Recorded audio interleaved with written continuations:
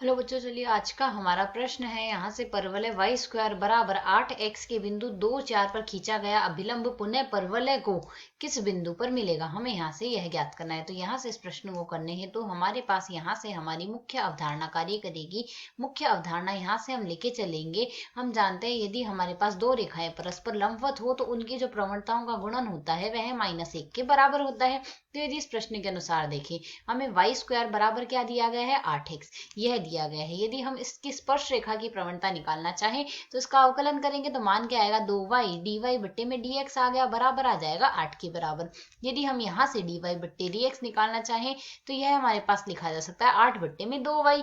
तो यदि हम यहाँ से सरल करें, हमें बिंदु 2, 4 दिया गया है, तो बिंदु 2, 4 पर हमारे पास यहाँ से प्रवणता dy बट्टे dx बराबर क्या आ जाएगी, y के स्थान पर 4 रखेंगे तो 8 बट्टे 2 गुणा 4 आ गया। सरल करने पर मान आएगा 8 बट्टे 8 अर्थात 1 आ गया। स्पर्श रेखा की प्रवणता 1 आएगी। तो यदि हम यहाँ से इसके अभिलंब की प्रवणता देखना चाहें तो अभिलंब की प्रवणता यहाँ से हमारे पास क्या आ जाएगी, अभिलंब की प्रवणता आएगी बराबर में माइनस का 1 बट्टे में dy बट्टे dx आ जाएगा, अर्थात dy बट्टे dx का तो मान 1 आया है जो कि बराबर आ जाएगी -1 के बराबर। अभिलंब की प्रवणता -1 आ गई। अब यदि हम यहाँ से देखें, अभिलंब हमें कहा गया इस बिंदु पर खींचा जा रहा है, तो यहाँ से अभिलंब का समीकरण यहाँ से हम क्या लिख सकते हैं, समीकरण यहाँ से हमारे पास बन जाएगा, किसी भी रेखा का समीकरण आता है y - y1 बराबर में आएगा m गुणा में x - x1 के बराबर।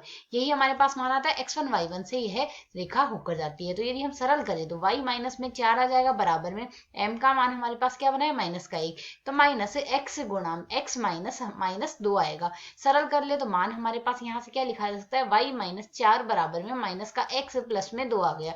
इसे यदि हम आगे सरल कर ले तो y बराबर लिखा जा सकता है माइनस का x प्लस का 2 प्लस का 4 आएगा, जिसे सरल करके हम लिख सकते हैं y बराबर 6 - x हमारे पास बन गया। अब यहाँ से जो है रेखा हमारे पास जो आई है यह इस परवलय को प्रतिच्छेद कर रही है, प्रश्न के अनुसार लिखा गया है।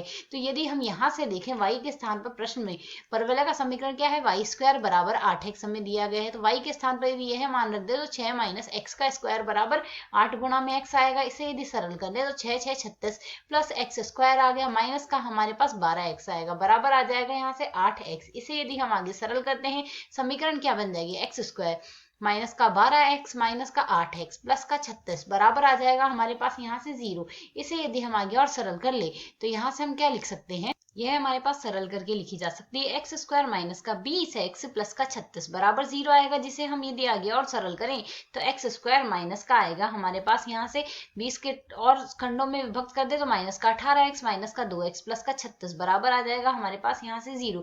इसे यदि हम सरल करें तो प्रथम दो पदों में से x उभयनिष्ठ ले लेते हैं तो शेष क्या बचेगा, हमारे पास x माइनस आ गया हमारे पास यहाँ से 12 माइनस 18 माइनस 2 आ रहा है, तो 18 x माइनस 18 आ गया हमारे पास यहाँ से।